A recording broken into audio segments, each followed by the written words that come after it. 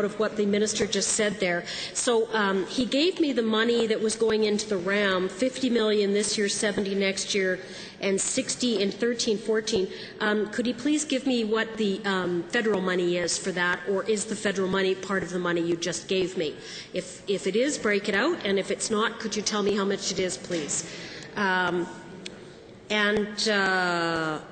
Oh yeah, that's turning up onto the infrastructure. Okay, I'd also like to see the business plan for the RAM.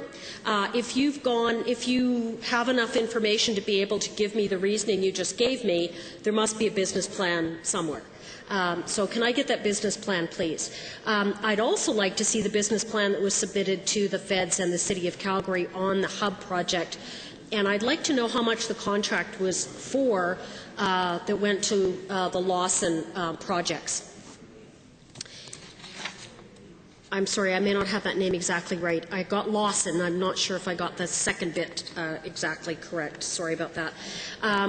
Now, the Atchison site for the RAM, my understanding is that it will be a storage facility but not a visitation facility. So for how long is it expected that Albertans and tourists coming from out of province, out of the city, I suppose, would not have access to the exhibits? And why was the choice made to do that, so that it was not accessible, rather than putting it into another exhibition space where it was accessible?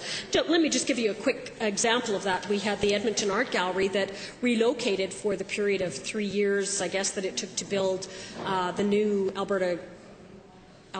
Art Gallery of Alberta, sorry. So, I mean, the concept is understood here. It's been done before. I'm just wondering why the choice was made by the department to essentially shut down the museum and store it, as compared to keeping some part of it going. And I can see his staff nodding, so there's obviously an answer there. The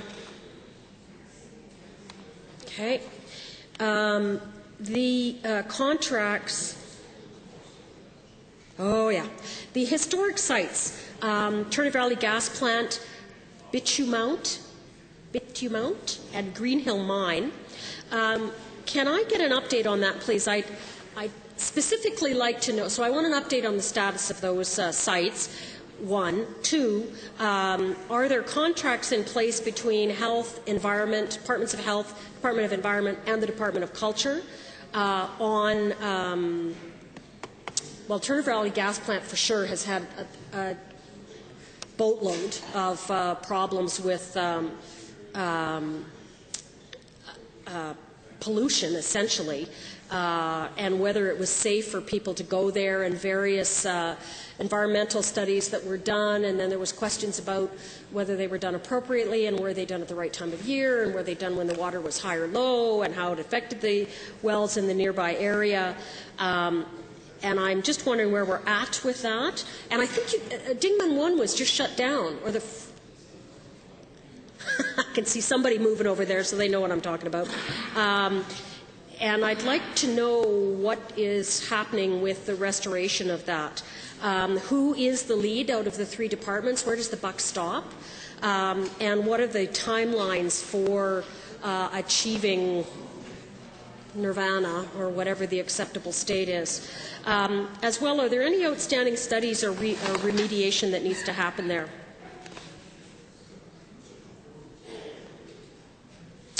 The minister answered my question about long-term plans to ensure ongoing maintenance of historic sites, in that there is money that covers the regular maintenance of those, and thank you for doing that. Okay. Yay, we're coming down the home stretch, guys. Last category is... You've been sitting there. I've been standing. Last category is human rights, and my colleague from Edmonton Strathcona raised a couple of points around that. But I am interested in...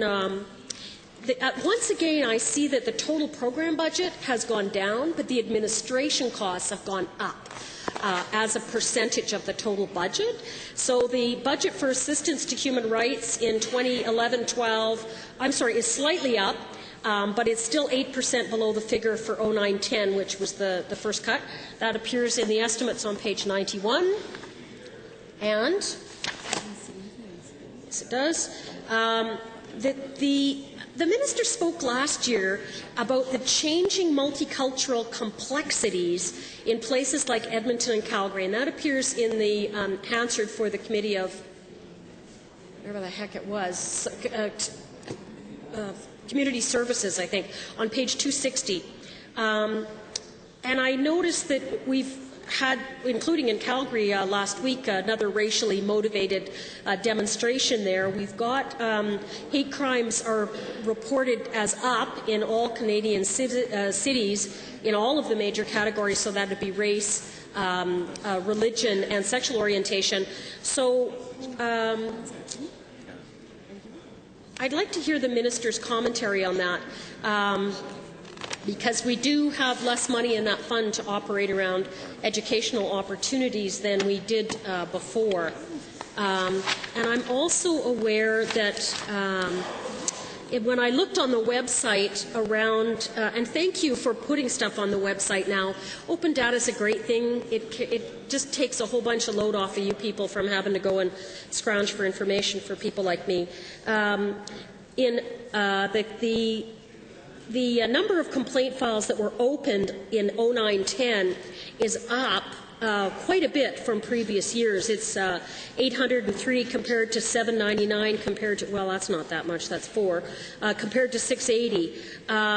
But then when we look at open files as of March 31st, it goes from 810 to 941 to 1,000 open cases. Yikes. Now, the minister put a lot of time and effort into this department in the last year.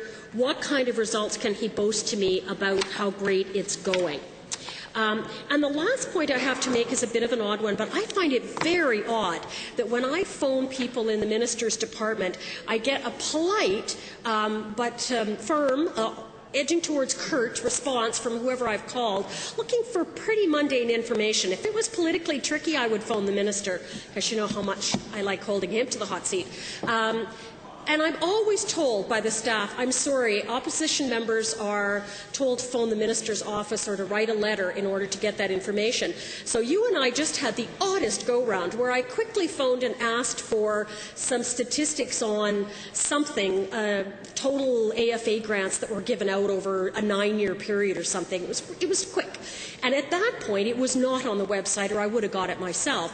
Phoned the department, no, I had to write a letter to the minister's office in order to get that information. So I got a kind of snarky letter back from the minister saying, oh, well, now really, it's on the website. You should have gone and got it from there, but here's the information that you're looking for. And I thought, why do I have to phone the minister's office to get authority? And it's very clear that that happens because I'm an opposition member.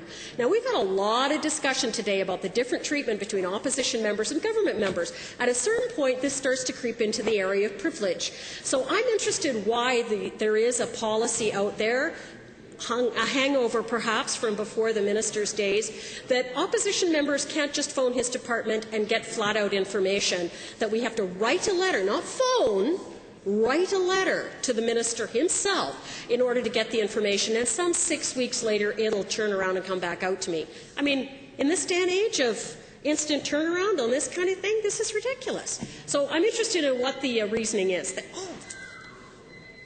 there's nobody else. Any other members wish to speak? Yes.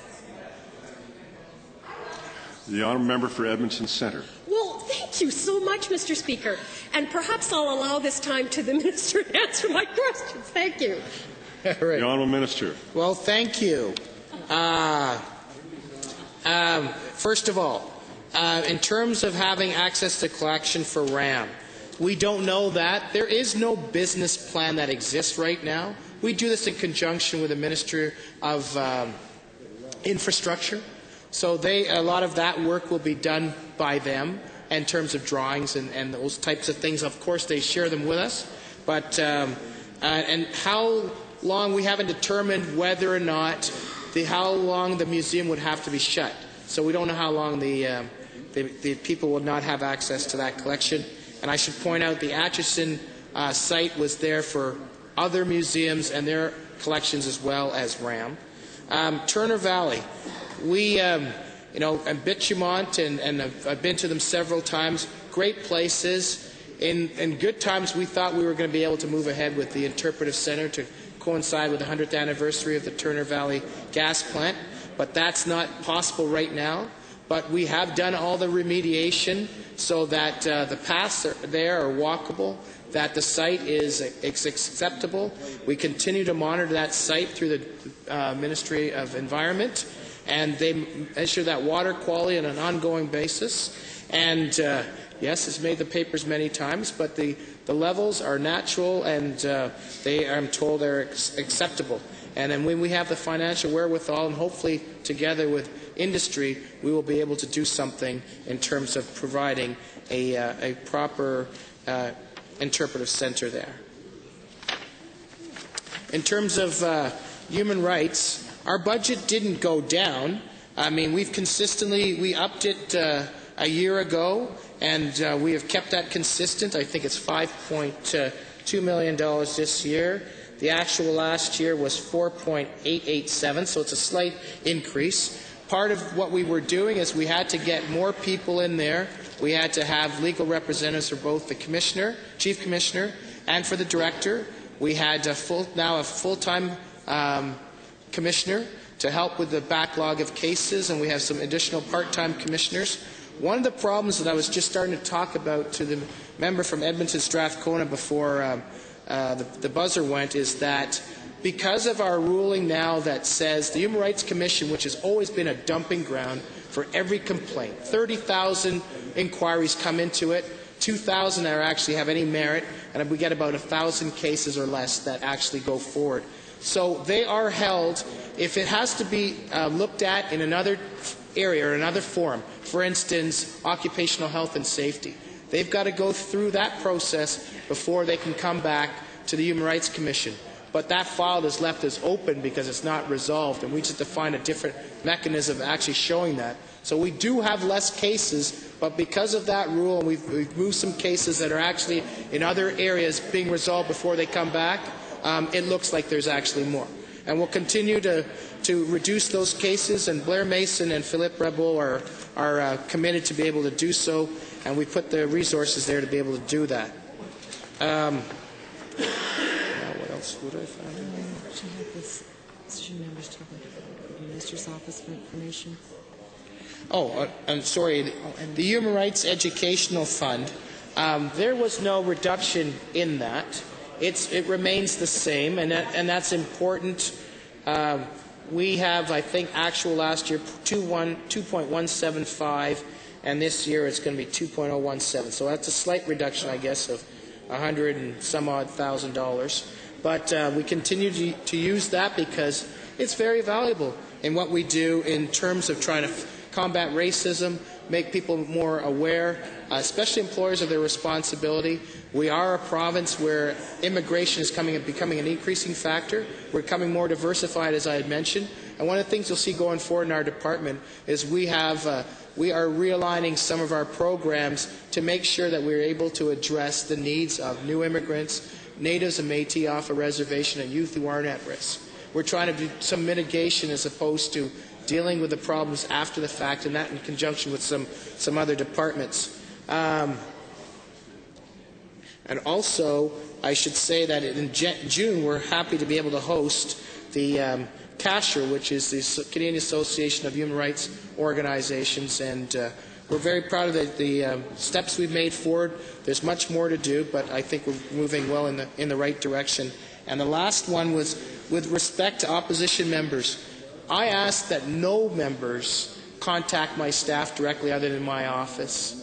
It's conflicting. The information comes out. It may be wrong. We had a letter that went out to someone that says we're cutting a program. We're not cutting any program. I'd like to have a consistent message, and I don't want to get people all excited about something that need not be.